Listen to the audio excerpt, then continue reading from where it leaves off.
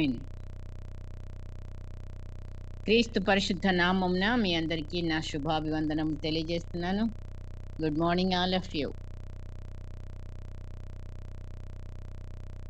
మొదటిగా మరి మనము ఒక చిన్న రివిజన్ లాగా, మరి లాస్ట్ వీక్ కరెంట్ పోయి మరి నేను పూర్తి చేయలేకపోయాను నా వాక్యాన్ని. మరి మీరు విడిచిపెట్టింది ఎక్కడ అని, ఏది ఏమైనా మనము దేవుని ప్రణాళిక మన యందు సంపూర్ణంగా నెరవేర్చబడాలంటే అనేది మన అంశం. అయితే మనము మన స్వబుద్ధిని ఆధారం చేసుకొనక మన పూర్ణ హృదయంతో యెహోవా యందు నమ్మిక ఉంచుము అనే వాక్యాన్ని మనం చదువుకున్నాము. అలాగా మరి ఆయన ప్రణాళిక నీలో నాలో సంపూర్ణంగా నెరవేర్చబడాలంటే మనం పూర్ణ హృదయంతో ఆయన యందు నమ్మిక ఉంచాల్సిందే. అవును, మొదటిగా మనం ఆయనని విశ్వసించలేకపోవడంతోనే ఆయన మరి మనము జ్ఞానముందు, ఆయనకు దేవుని యొక్క పరిపూర్ణ జ్ఞానమునందు మన నమ్మిక ఉంచాలి. అలా ఉంచనందుకే మరి స్వబుద్ధిని ఆధారం చేసుకునే ఆదామవ్వలు పడిపోయిన స్థితికి వచ్చారు. అదే సేమ్ మరి ఇప్పుడు కూడా కంటిన్యూ అవుతుంది. మనం కొన్నిసార్లు మన బుద్ధిని, మన జ్ఞానాన్ని, దేవుడిచ్చిందే ఆ జ్ఞానంతో, ఆ బుద్ధితో మనము కొంత దేవుని యొక్క జ్ఞానం మీద ఆధారపడలేక, నమ్మలేక మన పనులు మనం చేసేసినట్టుగా చేయటం, ఓడిపోవడం అలా జరుగుతూ ఉంటుంది. అప్పుడు మన ప్రణాళిక, దేవుడు వేసిన ప్రణాళిక సంపూర్ణంగా మన యందు నెరవేర్చబడడం చూడలేకపోతాం, ఆలస్యం అవుతుంటుంది. కానీ ఆయన నెరవేర్చే దేవుడు.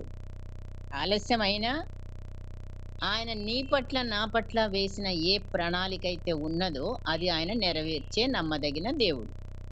మనం గనక ఆయనని పూర్తిగా ఆయనను నమ్మినప్పుడు, తన యొక్క జ్ఞానమునందు మనం దేవుని జ్ఞానాన్ని మనం నమ్మి, మరి ఆ రీతిగా మనము అన్యజనుల వలె కాకుండా విశ్వాసంతో విధేయులంగా మరి ఆయన యొక్క ప్రత్యక్షతను, ఆయనే జ్ఞానమని మరి మనము నమ్మి, పసిపిల్లల్లాగా సులువుగా నమ్మి మరి ఆయనను వెంబడించే బిడ్డలంగా ఉన్నప్పుడే మరి కొన్ని పరీక్షలు మనకి ఎదురవుతాయి. ఆ పరీక్షల్లో కూడా మనం పాస్ అవుతాం. అప్పుడే మరి శత్రువుని జయించి దేవుని యొక్క మరి ప్రణాళిక మన యందు నెరవేర్చబడడానికి సంపూర్ణంగా ఆయన జ్ఞానంపై మనం ఆధారపడతాం. రెండవదిగా దేవుని ప్రేమ యందు మనం నమ్మిక ఉంచాలి అనేది. దేవుని ప్రేమను మనం పూర్తిగా నమ్మటం లేదు కాబట్టే అవ్వమ్మ గారు ఏమనుకుందంటే, మమ్మల్ని వద్దన్నాడు, తినొద్దన్నాడు ఆ పండుని అని కదా. అట్లాగే కొన్ని మనం పిల్లలకు కూడా ఇది వద్దు, అది వద్దు అని ఎప్పుడైతే చెప్తామో మరి వాళ్ళు మా మమ్మీ డాడీ మమ్మల్ని ప్రేమించట్లేదనే ఒక అపోహ రావచ్చు. ఎక్కడైతే వద్దు అని చెప్పే మాట వచ్చినప్పుడు దాన్ని మన ఇష్టంగా మనం అనుకొని అది చేయనివ్వట్లేదు అలాగా మనల్ని అనేది అవతల వ్యక్తి పైన మనకు కొంచెం నేను అక్కడికి వెళ్ళొస్తాను అంటే వద్దు అంటే మనకు బాధ కదా. అది ఎందుకు వద్దన్నారా అనేది మనం తెలుసుకోలేము. కానీ దేవుడు కూడా అలాగే మనల్ని ప్రేమించి ఆజ్ఞలు ఇచ్చాడు. ఆ ఆజ్ఞను ఉల్లంఘించి మరి వాళ్ళు దేవుని ప్రేమ యందు నమ్మిక ఉంచనందున మరి మనకొచ్చేవి కూడా అలాగే ప్రేమను నమ్మక, మనకొచ్చే పరిస్థితుల్లో మనకున్న చింతలు, నిరుత్సాహం, నిరాశ, ఇవన్నీ కూడా దేవుని ప్రేమను మనకి ఎప్పుడైతే కష్టం వచ్చినా, మనకి ఎప్పుడైతే ఏ శ్రమ వచ్చినా, ఏదొచ్చినా దేవుడు నన్ను ప్రేమించట్లేదనా ఆ ప్రేమను అనుమానించేలాగా సాతానుడు మనల్ని పురికొలిపినప్పుడు మనకి ఎప్పుడు కూడా దేవుని ప్రేమ విడిచిపెట్టే ప్రేమ కాదు అని మనం గుర్తుపెట్టుకున్నప్పుడు ఖచ్చితంగా మరి ఆయన ఆజ్ఞలు ఇవ్వటం కూడా పదాజ్ఞలు మరి ప్రేమతోనే ఇచ్చాడు. మన తన బిడ్డలందరూ కూడా కరెక్ట్ అయిన మార్గంలో నడవాలని, మంచి డిసిప్లిన్లో ఉండాలని, లోకం రీతిగా కాకుండా ఉండాలని ఆయన ఆజ్ఞలు ఇచ్చాడు. అయితే మరి ప్రజలు, ఇశ్రాయేలీయుల ప్రజలు అనే కాదు, నేడు నీవు నేను మనందరం కూడాను దేవుని ప్రేమించే వారిని మనము వాళ్ళకేదైనా జరిగినప్పుడు, మనకు జరగనప్పుడు, లేదా మనల్ని వద్దన్నప్పుడు మనకొస్తాయి కష్టాల్లాగా. అవిశ్వాసం అనేది, ఆ ప్రేమకు రుజువు ఆయన ప్రాణమే సమర్పించాడు. అయినప్పటికీ మనము ఇంకా ఆ ప్రేమను శంకించే బిడ్డలంగానే ఉంటున్నామా? ఉండకూడదు అనేదే మరి. కొన్ని పరీక్షలు వాళ్ళకి పరీక్ష పెట్టాడు. మరి అరణ్యంలో మోషే చేత చెప్పిస్తాడు గూడాను. ఇదిగో మిమ్మల్ని పరీక్షించడానికే దేవుడు ఈ ఆజ్ఞలిచ్చాడు అని. అరణ్యంలో నడిపించి ఆకలి పుట్టించింది, దాహం తెప్పించింది. ఇవన్నీ కూడాను పరీక్షలు వస్తా ఉంటాయి. మనకు కూడా జీవితంలో ఎన్నో వస్తా ఉంటాయి. లేమి అనేది.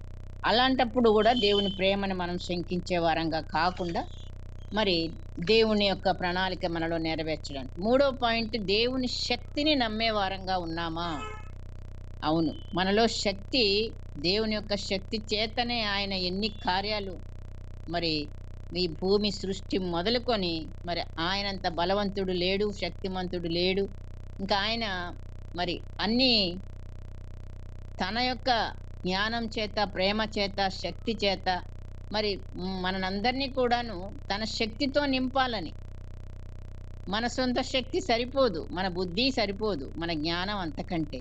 కాబట్టే మరి ఆయన శక్తిని మనం ఆశ్రయించే వారంగా ఉన్నామా అని, పైకి భక్తి గలవారమని చెప్పుకుంటూ దేవుని శక్తిని ఆశ్రయించలేని వారుగా ఉన్నామని వాక్యం ఉంటుంది. కాబట్టే మనము, అవ్వగారు స్వశక్తితోనే తన నిర్ణయం తీసుకుంది, ఆ పండు కోయడానికి సాహసించింది. మరి ఎవరి సహాయం అక్కర్లేకుండా అదే మనతో వచ్చింది ఇప్పుడు. నేను నా విద్య, నేను నా ఉద్యోగం, నేను నా పదవి, ఇంకా ఇవన్నీ మనని కొన్నిసార్లు ఏం చేస్తాయంటే, దేవుని శక్తిని పక్కన పెట్టించి, నేను చేస్తున్నాను, నేను సంపాదిస్తున్నాను, నేను అనే ఒక ఇది మనలోకొచ్చి, దేవుని యొక్క మరి ప్రణాళిక అక్కడ ఆగిపోవడం జరుగుతుంటుంది. మన యందు ఆయన తన క్రియలు నెరవేర్చడానికి మనం కూడా ఆయన శక్తిని ఆశ్రయించే వారంగా, నమ్మే వారంగా ఉన్నప్పుడే, మరి యేసయ్య ఎంతగా మరి తండ్రిని ఆశ్రయించాడు. అన్ని విషయాలలో ఆయన తండ్రిపై ఆధారపడ్డాడు. ఆయన తోడు లేకుండా ఆయన లేడు.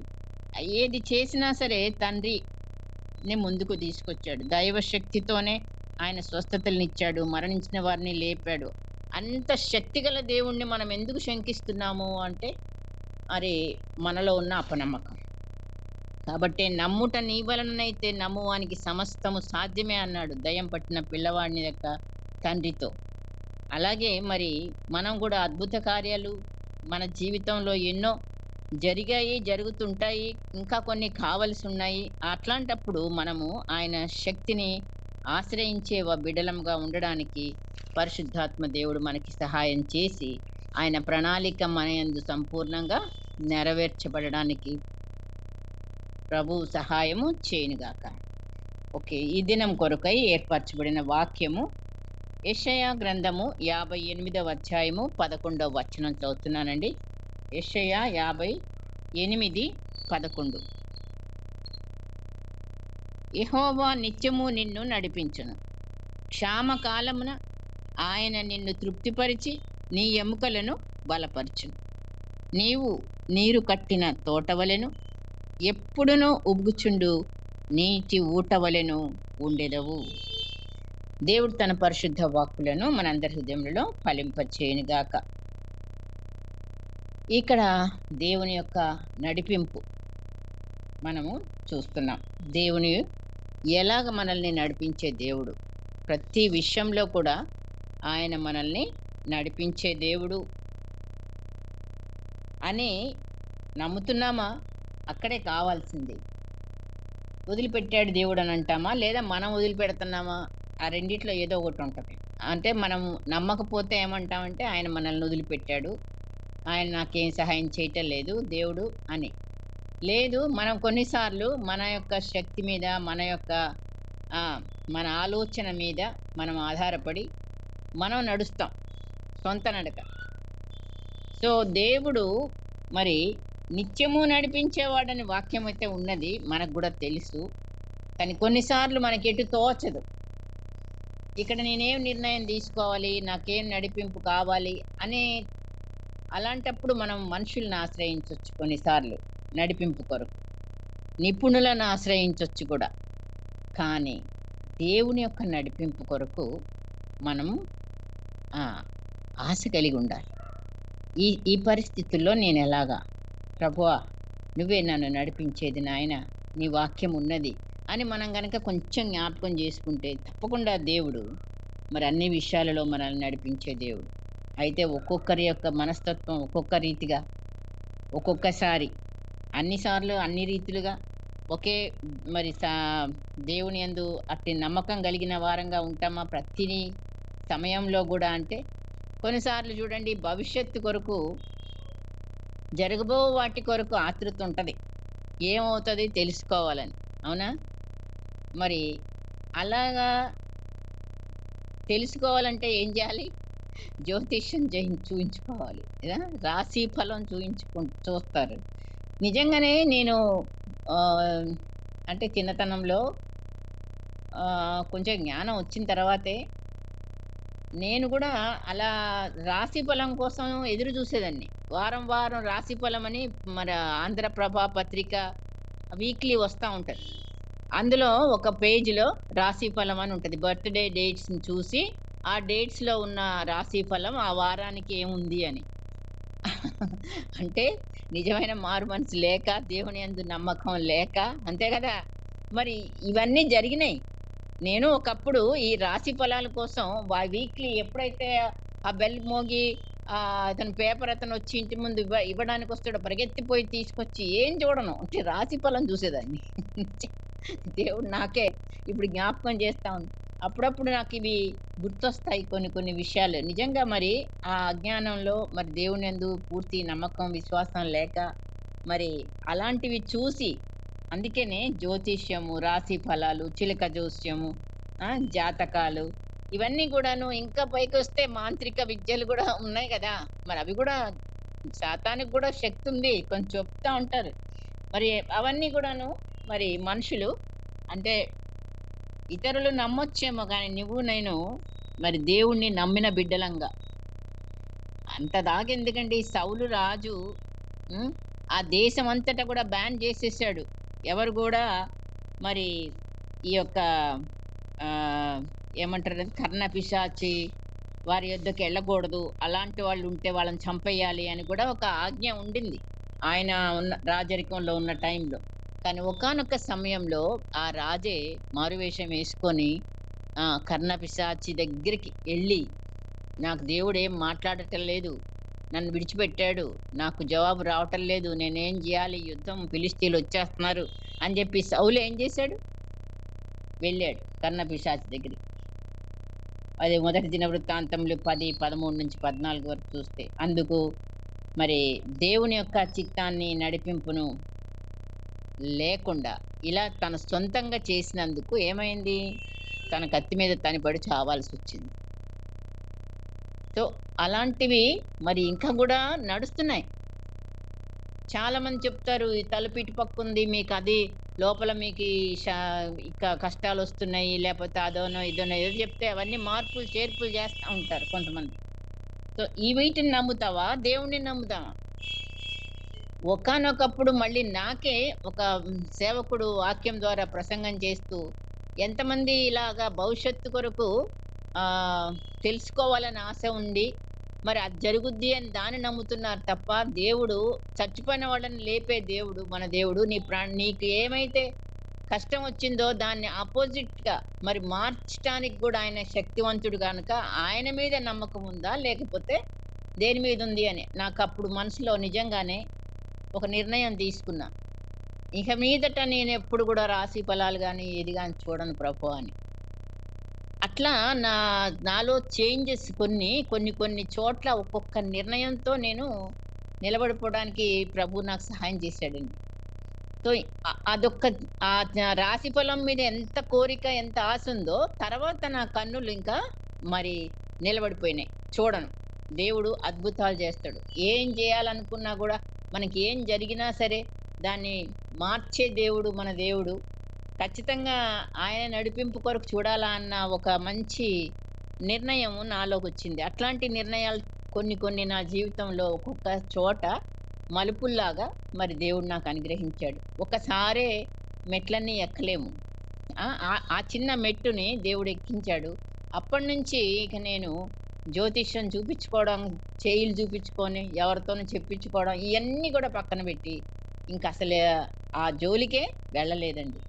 సో, అట్లా వన్ బై వన్ చేంజెస్ నీలో, నాలో గూడా పర్మనెంట్‌గా వచ్చేయాలి.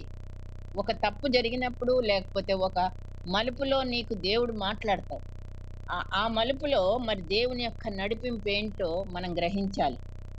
కాబట్టే మరి అదే దావీదుని చూస్తున్నాము. దావీదు ద్వారా ఎన్ని కార్యాలు, ఎన్ని యుద్ధాలు దావీదు చేయగలిగాడంటే, ప్రతిసారి గూడాను ఆయన మర్చిపోకుండా దేవుడి దగ్గరికొచ్చి నేనెళ్ళాలా? మరి నన్ను జయమిస్తావా? వద్దా? అని దేవుడిని కన్సల్ట్ చేసిన తర్వాత ఆయన నడిపింపుని తీసుకున్నాడు. కాబట్టి మనం గూడాను మరి అనుదినం గూడా మరి మనం దేవుని మీద నమ్మినప్పుడు ఆయన నడిపింపు కొరకు మనము ఎదురు చూసినప్పుడు మనల్ని అనుదినము నడిపించాలన్న ఆశ పరిశుద్ధాత్ముడికే ఉంది. ఆ ఆశ మనలో కలుగజేస్తాడు. ఆయనే కలుగజేస్తాడు. దేవుణ్ణి నమ్మాలి అని కూడా. ఇప్పుడు మనము ఆ నమ్మకంతో మనం ఏం చేయాలి? యేసయ్య మన కాపరిగా ఎలాగ మనల్ని నడిపిస్తున్నాడు? కాపరిగా మనల్ని నడిపిస్తున్నాడు. నేను గొర్రెలకు మంచి కాపరిని. యోహాను సువార్త 10వ అధ్యాయంలో మీరు చదువుతారు. గొర్రెలను ఆయన మేపేవాడుగా, నడిపించేవాడుగా, పోషించేవాడుగా, కాపాడేవాడుగా ఆయన మనల్ని కూడా అలాగే పుట్టి వదిలిపెట్టలేదు. నేను మిమ్మల్ని అనాథలుగా విడువను అన్నాడంటే విడవడంతే. మనకు ఎంతమంది చుట్టూన్నా, ఎంతమంది లేకపోయినా, నువ్వు ఒంటరిదానివైనా ఆయన వాగ్దానం ఉంది నీకు. ఆయన నిన్ను చివరి వరకు నడిపించే దేవుడు అని మనం నమ్మాలి. ఆ నమ్మకంతోనే అడుగులు ముందుకు పడేటప్పుడు మనం చాలా శక్తిని పొందుకుంటామండి. మరి ఆయన మనకి ఆ మంచి కాపరిగా ప్రాణం పెట్టినవాడు. నిత్యము ఆయన కాపుదలలో మనం ఉండాలి. ఆయన మందలో మనం ఉండాలి. ఆయన కంచె వేస్తాడు. ఆ కంచెలో మనం ఉంటేనే మనం ఆయన కాపరితత్వంలో ఉన్న పోషణ, రక్షణ ఇవన్నీ కూడా మనం పొందుకుంటాం. మనం బయటికి ఎక్కడికో వెళ్ళిపోతే అప్పుడు మనకేమి కాపుదల ఉంటది? లేదు. అయినా ఆయన వెతికి వెతికి రక్షించాడు. రక్షించిన తర్వాత ఇక మనము ఆయనలోనే ఎదగాలి, పోషింపబడాలి, జీవించాలి, రక్షణతో కొనసాగాలి. అట్లాగే అప్పుడు ఆయన అడుగులో అడుగు వేస్తూ, అందుకే నన్ను వెంబడించుడి అన్నాడు ఆయన. ఆయనను వెంబడించుట, ఆయన గుణాలను వెంబడించి, ఆయన స్వభావాన్ని వెంబడించి, ఆయన ఆజ్ఞలను వెంబడించి, ఆయన వెలుగులో మనం నడవాలి. అప్పుడే ఆయన స్వరాన్ని మనం గుర్తుపడతాం. ఆయన అన్నాడు కదా, నా గొర్రెలు నా స్వరము వినును. మనం వింటున్నామా? మనం వెంబడించే బిడ్డలంగా ఉంటే, మనల్ని ఆయన నడిపించాలి అని అంటే ఖచ్చితంగా ఆయన సూచించే సూచనలను మనం ఫాలో అవ్వాలి. ఊరికనే వెంబడించుట అంటే మరి ఏ రకంగా వెంబడిస్తున్నాము? మనం మన సొంతంగా మన అన్నీ మనం చేస్తూ మళ్ళీ ఆయన వెంబడిస్తున్నామని అంటే అది అవుతుందా? కాదు. కాబట్టే మరి ఆయన మనకు ఆహారం పెడుతున్నాడు పొద్దున్నుంచి. ఏంటి ఆహారం? వాక్యాహారం, జీవాహారం. సో ఎంత నువ్వు వాక్యాన్ని తింటే అంత నీకు నాకు బలం. యేసయ్య కాపరిగా మనల్ని నడిపిస్తున్నాడు. తర్వాత పరిశుద్ధాత్ముడు ఆలోచనకర్తగా మనల్ని నడిపిస్తున్నాడు. మనకు ఆలోచనలు కలుగజేయవాడు ఆయనే. మనలో నివసిస్తూ ఆదరణకర్తగా, ఆలోచనకర్తగా, ప్రార్థన ద్వారా ఆత్మ సహాయం చెయ్యాలని, మనం శక్తి పొందాలని, మనం అనుదినం కడుగబడాలని, మనం విజయాన్ని పొందుకోవాలని ఆలోచన మనకు అనుగ్రహిస్తున్నాడు. మనం అడుగుతున్నాం కదండి ప్రార్థనలో, ఇవన్నీ నాకు విజయం కావాలి, నన్ను రోజు కడుగు నాయనా, నా పాపాలన్నీ శుద్ధి చెయ్యి, నన్ను నీ స్వరూపంలోనికి మార్చు. ఇవన్నీ మన సొంతంగా అనట్లేదు. పరిశుద్ధాత్మ దేవుడే ఈ మాటలు నీలో ఉండి నాలో నుండి పలికిస్తూ ఉంటాడు. మనం ఎలాగైతే చిన్న బిడ్డలకి అక్షరాలు కాదు మాటలు నేర్పిస్తాం చూడండి, అది గుర్తు చేసుకోవాలి. తల్లి థ్యాంక్స్ అని చెప్పమంటది. ఒక ఆంటీ వచ్చి ఏదైనా స్వీట్ ఇస్తే తీసుకోరు, చూస్తారు తల్లిని. ఆ క్రమశిక్షణలో ఉన్నప్పుడు. తల్లి తీసుకో అని అన్నప్పుడు తీసుకుంటే థాంక్స్ చెప్పు అని నేర్పిస్తాం. సో, ఆ రకంగానే పరిశుద్ధాత్మ దేవుడు మనల్ని ఆ ఆలోచనలు ఆయన ఆలోచనలిస్తాడు. మనలో ఆయనున్నప్పుడు. అందుకే ఆయనను మనం ఎప్పుడూ స్వీకరించి మన హృదయంలో చేర్చుకొని ఉన్నప్పుడే, నేను నీకు ఉపదేశము చేసేదను. నీవు నడవవలసిన మార్గమును నీకు బోధించెదను. నీ మీద దృష్టి ఉంచి నీకు ఆలోచన చెప్పెదను. కీర్తనలు 32:18లో ఈ మాట. ఇలాగా మనల్ని ఆయన తన ఆలోచనతో నడిపించే దేవుడుగా ఉన్నాడు. ఎంతవరకు మనల్ని నడిపిస్తాడాయన? సదాకాలం. ఈ దేవుడంట ఎంతవరకు మనల్ని నడిపిస్తాడంట వాక్యం చెప్తా ఉన్నది. సదాకాలము మనకు దేవుడై ఉన్నాడు. మరణం వరకు ఆయన మనలను నడిపించును. కీర్తన 48:14లో ఈ మాట. అందుకే దావీదు అంటాడు, దావీదు కీర్తనలో 73వ కీర్తనలో 24వ వచనం చూస్తే, నీ ఆలోచన చేత నన్ను నడిపించెదవు. తరువాత నీ మహిమలో నన్ను నువ్వు చేర్చుకొందువు. ఆయన ఆలోచన చేత మనం నడవాలి. మన సొంత ఆలోచనలు చేత మనం నడిస్తే పడిపోవడమే జరుగుతుంది. అందుకే మనకొచ్చే 2 వైపులా ఆలోచనలు వస్తా ఉంటాయి. ఒకటి మంచి దేవుని ఆలోచన వస్తది. దాన్ని పక్కన పెడతాం కొన్నిసార్లు. మరి మన సొంత ఆలోచన మనకు అనుకూలంగా ఉండడానికి అప్పటి వరకు టెంపరరీ ఆలోచన అన్నమాట. అయి మరి మనల్ని ఎక్కడికి తీసుకెళ్తాయి? గుంటలో పడేయడానికి, అవమానానికి. సొంత ఆలోచనలు కాకుండా దేవుని ఆలోచన, పరిశుద్ధాత్ముని యొక్క ఆలోచన. ఆయన మరణము ద్వారా మనం మహిమలోకి, ఆయన మహిమలోకి మనల్ని నడిపిస్తాడు. పరలోకానికి మనల్ని నడిపిస్తాడు. ఆయన దారి అదే. మరి సాతానుడైతే నరకానికి నడిపిస్తాడు. మరి విశాలమైన దారి, ఇరుకు మార్గం ఉంది, విశాల మార్గం ఉంది. మరి ఎన్నుకునేది మనమే. కాబట్టి మరి అట్టి రీతిగా మనము కేవలము పరిశుద్ధాత్మ దేవుడు ఆత్మీయ రీతిగా మాత్రమేనా మనకు ఆలోచనలు ఇచ్చేది?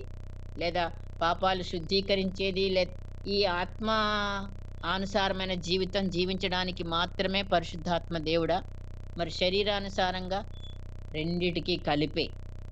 మన ప్రతి ఒక్క పరిస్థితిని కూడా, మన ఉద్యోగం కావచ్చు, మరి ఇంటి పనులు కావచ్చు, చదువులు కావచ్చు, వివాహాలు, చేతి పనులు, ఇంకా అవసరతలు, ఈ ప్రతి జీవిత సంబంధిత ప్రతి విషయంలో కూడా ఆయన నడిపింపు మనం అడిగినప్పుడు మనం పొందుకుంటాం. ఆధారపడినప్పుడు, ఆయనను ఆశ్రయించినప్పుడు, ఆయన్ని వేడుకొనినప్పుడు మరి ఆయన నిత్యము మనకు అందుబాటులో ఉంటాడు. నిత్యము మనల్ని నడిపించే దేవుడుగా ఉన్నాడు. అందుకే అంత ధైర్యంగా మనం ఉండాలి. ఏం జరిగేది మనకు అక్కర్లేదు, దేవుడు ఉన్నాడు, నడిపిస్తాడు అని మనము ఆయనకి మనం సమర్పించుకున్నప్పుడు, ఆయన కేవలము ఆత్మీయంగా మన పాపాల విషయంలో మనల్ని ఒప్పింపజేస్తూ, పశ్చాత్తాపపడజేస్తూ, శోధనలో మరి పడకుండా మరి శోధకుడిని జయింపజేస్తున్నాడు. అదొక్కటే కాదు, ఖచ్చితంగా మన ప్రతి విషయంలో కూడా పరిశుద్ధాత్మ దేవుడు మనల్ని నడిపిస్తూనే వస్తున్నాడు కూడా. అన్ని చిన్న విషయాలు కానివ్వండి, పెద్ద విషయాలు కానివ్వండి. పెద్ద పెద్ద విషయాలకే దేవుడా, చిన్న విషయాలకి కాదా? అన్ని విషయాలకి కూడా మనం జీవితంలో ఎదుర్కొనే ప్రతి నిర్ణయం ఏదైనా కానీ గాక, అది బహు సూక్ష్మమైనదే కావచ్చు, లేదా మనకి మించిన నిర్ణయం, గొప్ప నిర్ణయమే కావచ్చు. ఏదైనా కూడా ఆయన రెండిటిని సమానంగానే చూస్తాడు. రెండిటిని సమానంగానే ఆయన మనకి నడిపింపును దయచేసే దేవుడు. మరి యోసేపు జీవితం చూస్తే తెలుసు కదా మనకి. తండ్రి ఏమంటాడు? నీ సహోదరుల క్షేమాన్ని తెలుసుకొని రా అని పంపిస్తాడు. అంతే, వెళ్ళిపోయిన వ్యక్తి మళ్ళీ రాలేదు తిరిగి. మరి యోసేపు బానిసగా అమ్మబడతాడు. అవన్నీ మనకు తెలుసు, ఫుల్ స్టోరీ. మరి ప్రతి సంఘటన దగ్గర కూడా యోసేపుకు ఆయన తోడై ఉన్నాడు అని. ఇవన్నీ ఎలాగున్నాడు తోడు? తల్లి లేదు యోసేపుకి పాపం. మరి తండ్రి ఒక్కడే, ఆయన ప్రేమను కూడా పోగొట్టుకున్నాడు. అప్పుడు ఆయన ఒంటరి అయిపోయి ఏమైపోవాలా? కానీ ఆయనకి నమ్మకం ఉంది. అదే ఆయనని మరి దేవుని తోడు కొరకు సహాయపడింది. ఏ నమ్మకం? నాకు ఒక కళ ఇచ్చాడు దేవుడు. చూశారు కదా ఎంత బాగా జ్ఞాపకం పెట్టుకున్నాడు. మనం చాలా విషయాలు మర్చిపోతుంటాం. దేవుడు కొన్నిసార్లు మనతో అప్పుడప్పుడు మాట్లాడతాడు. ఆ విషయాల్ని కొన్ని మనము మరుగున పడిపోయిన తర్వాత అసలైన మనకొక శ్రమ వచ్చినప్పుడు కూడా అవి మనకి జ్ఞాపకానికి రాకపోవచ్చు. కానీ యోసేపు ప్రతినిత్యం కూడా నాకు చిన్నప్పుడు ఈ కల ఇచ్చాడు దేవుడు. అంటే దేవుడు ప్రణాళిక నా యందు ఉన్నది అనే ఒక నమ్మకంతో దేవుణ్ణి కలిగి ఉన్నాడు ఆ బిడ్డ. కనుకనే మరి ఆ అట్టి విశ్వాసంతో అడుగు ముందుకు వేసి ఒంటరి అయినా కూడా కొన్ని సంవత్సరాలు మరి మధ్యలో ఎవరేం చెప్పినట్టు గాని మనకసలు లాంగ్వేజ్ తెలియని దేశానికి పోయినా గూడా, అక్కడ గూడా కొన్ని మరి అనర్థంగా అనవసరమైన మరి పరిశుద్ధమైన జీవితం యవ్వన దశలోనే పరిశుద్ధమైన జీవితం జీవించాడు. ఎంత గొప్ప శోధనొచ్చిందో! అన్ని అవకాశాలున్నాయక్కడ. ఆ పాపం చేయడానికి కూడా. కానీ ఆయన పరిగెత్తి బయటికెళ్ళిపోవడం జరిగింది. అంటే దేవుడు ఆత్మ మనలో ఉన్నప్పుడు అలాంటి శోధనలు ఎదుర్కోవడానికి కూడా శక్తిని దేవుడే అనుగ్రహించి యోసేపును నడిపించిన దేవుడు. ఎంతవరకు నడిపించాడు? మరి ఆ ఐగుప్తు యొక్క మరి మంత్రిగా ఆయన సెటిల్ అయ్యే వరకు, మళ్ళీ అంతేకాదు కరువులో అందరినీ కూడా పోషించడానికి మరి తన బ్రదర్స్ అందరినీ, తన తండ్రిని, మరి మొత్తం అందరినీ కూడా దేశం మొత్తాన్ని చుట్టుప్రక్కల ఉన్న దేశాలను కూడా ఒక్క యోసేపు ద్వారా మరి పోషణ మరి దేవుడు అనుగ్రహించాడు. అట్టి నడిపింపు యోసేపుకు కలిగింది మరి. ఎందుకంటే ఆయన యథార్థంగా మనకిప్పుడు ఆ జీవితాన్ని మనం పరిశీలన చేస్తే పరిశుద్ధ జీవితం జీవించాడు. దేవుణ్ణి నమ్మాడు. ఆజ్ఞలకు విధేయుడయ్యాడు. మరి దేవుణ్ణి సంతోషపరిచే బిడ్డగా ఉన్నాడు. యథార్థంగా జీవించాడు. నీతిగా జీవించాడు. ఇవన్నీ ఉండడం వల్ల దేవుడు తోడై ఉన్నాడు, నడిపించాడు. సో దావీదును కూడా అంతే మరి. ప్రతిసారి ఆయన దేవుణ్ణి ఆశ్రయించి ఎలా నడిచాడో మనకు తెలుసు. ఎలా విజయాలు సాధించాడో కూడా మనకి తెలుసు. అందరికంటే ఎక్కువగా మరి యేసయ్య తండ్రి అయిన దేవుని యొక్క నడిపింపుపై పూర్తిగా ఆధారపడ్డాడు. ఆయన దేవుడు కుమారుడు. ఎంత స్వాతంత్రమో ఉంది మరి. సొంతంగా ఏది చేయలేదు. అన్నీ కూడా తండ్రి చెప్పిన విధానంగా ఆయన చేసి, ఆయన మాట్లాడిన ప్రతి మాట కూడా ఏం మాట్లాడాలో నన్ను పంపిన తండ్రి నాకిచ్చిన ఆజ్ఞ చొప్పున మాట్లాడుతున్నానన్నాడు. యోహాను సువార్తలో 12వ అధ్యాయము 49, 50 వచనాలు. అలాగే 14వ అధ్యాయము 10వ వచనం. ఇంకా మీరు చూడండి ఒక్కసారి యోహాను సువార్తలో అనేక విషయాలున్నాయి అక్కడ. మీరు వినుచున్న మాట నా మాట కాదు, నన్ను పంపిన నా తండ్రి మాట అన్నాడు. మాటలు కూడా తండ్రి చెప్పినట్టుగా మాట్లాడాడు. క్రియలు కూడా ఆయన చెప్పినవే చేశాడు. ఆయన ఏమైతే చేశాడో తండ్రి కుమారుడు కూడా అదే తండ్రిని చూసి చేశాడు అనే వాక్యం ఉంది మరి. నా ఇష్టము కాదు, తండ్రి ఇష్టమే అని చెప్పి ప్రతిది కూడా మనం చూస్తే యోహాను సువార్తలోనే కొన్ని రెఫరెన్స్లు ఉన్నాయి. 5వ అధ్యాయము 19, 5వ అధ్యాయము 30వ వచనము. మరి 5వ అంటే నా ఇష్టము కాదు నన్ను పంపినవాని, నేను చేసిన క్రియలన్నీ తండ్రి చే నడిపింపబడ్డానని చెప్పడానికి కూడా. ఆయన ఏ క్రియలు చేసినా, ఏ మాట మాట్లాడినా, ఏది కూడా తండ్రి యొక్క ఇష్ట ప్రకారము, తండ్రి యొక్క మరి ఆజ్ఞ చొప్పున నేను చేస్తున్నాను అని ధైర్యంగా చెప్పాడు. ఆయన నడిపింపు తండ్రి యొక్క నడిపింపు. నేను ఒంటరిగా లేను, నాకు తండ్రి తోడై ఉన్నాడు. ఒంటరిగా లేను, మీరందరూ వెళ్ళిపోయినా కూడా నాకు దేవుడు తోడు, నా తండ్రి నాకు తోడై ఉన్నాడు అంటాడు కదా. అట్లాగే ఈరోజు నీవు నేను మన యొక్క ఈ జీవితము, మన పిల్లలు, మన జాబ్స్, మరి ఏదైనా కానీ కాక దేవుడు నడిపించాలి. నీకు నువ్వుగా నడవలేవు. ప్రతి విషయంలో కూడా దేవుణ్ణి మనము ఎలా అనుభవిస్తాము నడిపింపుని? దేవుడు మనకు తండ్రి. మన జీవితంలో తాను ఇప్పుడు మన తండ్రి కదా, ఆయన ఎందుకు ఆపకూడదు? నేను తప్పులో పడుతుంటే మరి నేను ఆయనను వెంబడించే బిడ్డను కదా, నేను బాప్తిస్మం తీసుకున్నాను కదా, నేను క్రైస్తవురాలను కదా అని మనం ఒకవేళ అంటామా? అనే దమ్ము మనకు ఒక్కొక్కసారి రావచ్చు కాక, నన్నెందుకు ఆపలేదు దేవుడు అని. No no no. ఆయన తండ్రి గనక నీకు కుమారత్వము ఇచ్చి నీకు స్వాతంత్రాన్ని ఇచ్చాడు, నువ్వు నిర్ణయం తీసుకో అని. అయితే మనం ఏదన్నా తప్పులో చేస్తున్నా సరే సొంత ప్రయత్నాలు, సొంతంగా మనం కొన్ని పనులు మొదలుపెడతాం. అయి ఫెయిల్ అయినంక దేవుని తట్టు చూస్తాం. అట్లాగే మన తండ్రి గూడా యేసయ్యగా మరి ఏంటంటే మన జీవితంలో తన మన ప్రమేయం లేకుండా ఆయన ఎంటర్ అవ్వడండి. మన ఇష్టంతోనే ఆయన ఎంటర్ అవుతాడు. మనం కల్పించుకోని ఆయన అంటేనే ఆయన కల్పించుకుంటాడు. లేకపోతే నీ ఇష్టం. నువ్వు ఏది చేస్తావో చేసుకొని పోనిస్తాడంట. అంతే. మనల్ని ఫ్రీగా వదిలేస్తాడు. ఎందుకంటే ఫ్రీ విల్ మనకిచ్చాడు గనక. మనం ఆయన బిడ్డలం గనక. అక్కడ మనము పడిపోవడం జరుగుతది. ఎందుకంటే ఆ స్వాతంత్ర్యంతో మన ఇష్టం వచ్చినట్టు ప్రవర్తించి, ఆయన మీద ప్రతిసారికి మనం ఆధారపడకుండా కొన్ని కొన్ని మన ఇష్టానుసారంగా మన ఇష్టం వచ్చినట్టు కొంటాము, నష్టపోతాం. అడగం అక్కడ. కొన్న తర్వాత నష్టపోయినానని ఫీల్ అయితాం. అదిగో అది మన పని. అందుకే మన సొంత ప్రయత్నాలు, మన సొంత స్వేచ్ఛను ఆయన అడ్డగించడు. ప్రతి సమయంలో మనకు అందుబాటులోనే ఉంటాడు. ఆయన ఎక్కడ పోడు. కాబట్టే మనం జ్ఞాపకం చేసుకొని ఆయన నడిపింపు కొరకు ఇది చెయ్యాలా? వద్దా? ఇది కొనాలా? వద్దా? ఇది అది అలాంటి ఒక మంచి అలవాటుని మనం ప్రతినిత్యము మరి దావీదు వలె చేసుకున్నప్పుడు మన ప్రయత్నాలన్నిటి కూడా సఫలపరిచేది ఆయనే గనక, ఆయన మనకి నిత్యము అందుబాటులో కూడా ఉన్న దేవుడు గనక, మనం ఎక్కడో ఎళ్లి ఎంతో సేపు వెయిట్ చేసి ఆయన కోసం క్యూ గట్టి నిలబడాల్సిన అవసరము లేదు గనక, రాత్రిపైన, పగలైనా, మధ్యరాత్రైనా ఆయన నువ్వు తలుచుకుంటే ఆయన నీ పక్కన ఉన్నాడు గనక నీకు జవాబిచ్చే దేవుడు. కనుక మనకి ఆ సమయాల్లో మరి మనం ఆయన నడిపింపుకై మొదటగా ఎదురు చూడాలి. ఆశతో ఎదురు చూడాలి. ఆయన నడిపింపు తెలుసుకోవాలంటే మరి మనకి వాక్యం ఉన్నది. వాక్యం ద్వారా దేవుడు మనకి ఆయన చిత్తాన్ని బయలుపరుస్తాడు. ప్లస్ సేవకుల ద్వారా కావచ్చు, నువ్వు చదివే ఆ రోజు వాక్యం మనకు తెలియకుండానే మనం ప్రార్థన చేసినప్పుడు టీవీలో వాక్యం ద్వారా నీతో మాట్లాడొచ్చు. లేదా ఇంకా ఏదైనా విషయాలలో ఎవరో ద్వారా కూడా మనకు జవాబునిస్తాడాయన. క్యాలెండర్‌లో ఒక వాక్యం ఉండొచ్చు. నీ హృదయంలో ఒక క్వెషన్ ఉంటే.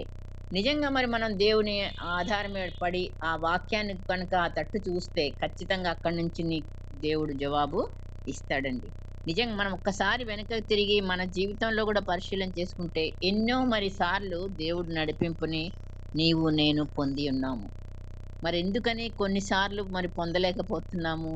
ఎందుకని కొన్నిసార్లు మన సొంత ప్రయత్నాలు చేస్తున్నాము? అదే మానుకొని దేవుణ్ణి నమ్మకంతో, విధేయతతో ఆయనను అనుసరించే బిడ్డలంగా ఉన్నప్పుడు, ఆయన ఆజ్ఞలకన్నిటికీ కూడా మనం లోబడినప్పుడు, ఆయన అధికారానికి మనల్ని మనం సమర్పించుకున్నప్పుడు, సంపూర్ణంగా సమర్పించుకున్నప్పుడు, మరి మనం గూడా గొప్ప కార్యాలు మరి ఆయన నడిపింపుని మనం గ్రహిస్తాం. ఇది దేవుడి నడిపింపు. మరి నిజంగా మరి అవ్వగారికి ఎవరి నడిపింపుతోనే ఆమె పండు కోసుకొని తిన్నది? దేవుడి నడిపింపు కాదని ఆమెకు తెలుసు. దేవుడు వద్దన్నాడు సంగతి అక్కడ కనబడుతుంది. అయినా సరే మరి తను ఆ పని ఆమెను ఒక్కదాన్నే బ్లేమ్ చేయడం గాదు. ప్రతిసారి గుర్తు చేసుకుంటే నిజంగా మరి మన ఇష్టాలు ఎన్నిసార్లు నెరవేర్చుకోవడానికి మనం తప్పులో పడ్డాము. అది సాతాను యొక్క ప్రేరణ అని తెలిసి కూడా అదనమాట.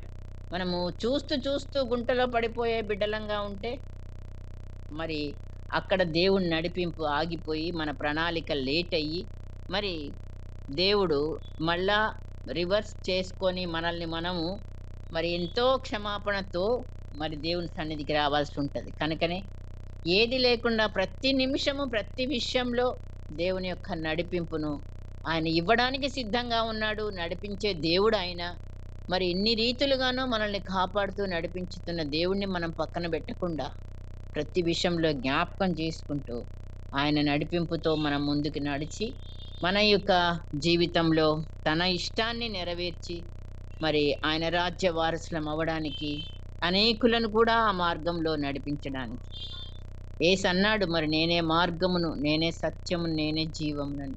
ఆ మార్గంలో మనం నడుస్తూ మన బిడ్డలను నడిపిస్తూ మన ఇంకా అనేకులను నడిపించే బిడ్డలంగా ఆ నడిపింపులో మనం ఉండడానికి పరిశుద్ధాత్మ దేవుడు మనకందరికీ సహాయము చేయునుగాక. ప్రార్థన చేసుకుందాం. పరిశుద్ధుడైన మా దేవా, మమ్మల్ని నిత్యము నడిపించే దేవుడవు నాయన. నీకు లెక్కలేని వందనాలు, స్తోత్రాలు చెల్లిస్తున్నాము. నడిపించడం ఒక్కటే కాదు, క్షామ కాలమున మమ్మల్ని తృప్తిపరిచి మా ఎముకలను బలపరిచే దేవుడవు. అయ్యా, మేము ఎలాగుండాలో కూడా నువ్వు చెప్తున్నావు తండ్రి. నీరు కట్టిన తోట వలె, ఎప్పుడు ఉబ్బుచుండు నీటి ఊట వలె ఉండదు అని వాగ్దానం ఇచ్చిన దేవుడవు, నమ్మదగిన దేవుడవు తండ్రి. మరి నాయనా, నీవు ఎడారిలో నదులను ప్రవహింపచేసే దేవుడవు, అరణ్యములో త్రోవను కలుగజేసే దేవుడవు, సముద్రములో అగాధములో త్రోవను కలుగజేసే దేవుడవు. నీకు అసాధ్యమైనది ఏది లేదు నాయన. మమ్మల్ని మీరు ఏ రీతిగా నడిపించాలని ప్రతి విషయంలో ప్రభువా, మరి మీరు ఎలాగైతే ఆశ కలిగి మీ పరిశుద్ధ మార్గములో నడవాలని నాయన, మేము నాయన వెలుగు మార్గంలో నడవాలని తండ్రి, నీతి మార్గములో మమ్మల్ని నడిపించే దేవుడవయ్యా. పచ్చిక బయలులో మమ్మల్ని నడిపిస్తున్న దేవుడవు నాయన. నీకు లెక్కలేని వందనాలు, స్తోత్రాలు.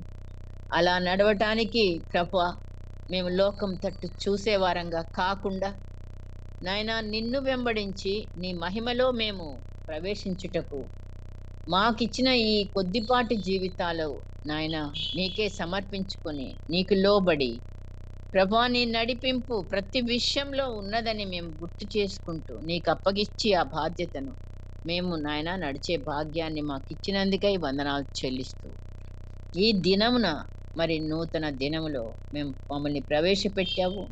ఎలా నడవాలో మీరు మాకు ముందుండి నడుస్తూ, ఇదే త్రోవ, దీనిలో నడువుడి అని ఒక శబ్దం మా చెవులకు మా వెనుక నుండి వినిపిస్తున్న దేవుడవు అయ్యా. నీకు వందనాలు, స్తోత్రాలు చెల్లిస్తూ మమ్మల్ని మేము నీకు సమర్పించుకుంటూ యేసు పరిశుద్ధ నామమున బ్రతిమాలి వేడుకొంచున్నాం తండ్రి. ఆమేన్.